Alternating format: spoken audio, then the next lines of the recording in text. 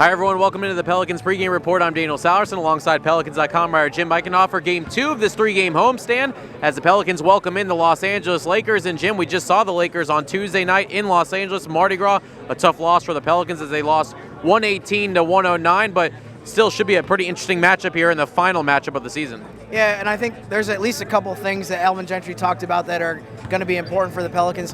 One thing that's interesting if you look at the season series is Pelicans are a lot better three-point shooting team than the Lakers, but in the games against them, it hasn't really been an advantage. And Pelicans have had 3 games since January 1st where they shot under 30% from three-point range.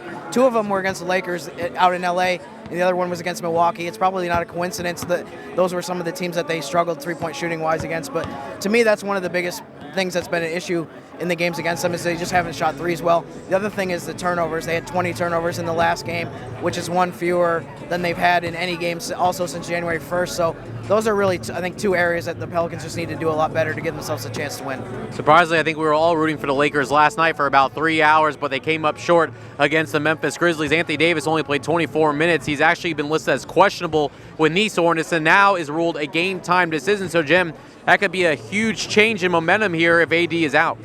Yeah, it really could. I mean, I think the Lakers' size and length and shot blocking definitely affected the Pelicans in the last game. In addition to the turnovers, it seemed like New Orleans had a lot of trouble when they tried to go to the basket. They had a bunch of shots blocked, and the Lakers' offensive rebounding was big as well. So, I mean, those are definitely areas where he helps them in a lot of different categories. So it'll be interesting to see what effect that has if he doesn't play. I think one of the other things that's interesting from the Pelicans standpoint is that J.J. Redick's been ruled out for 2 weeks.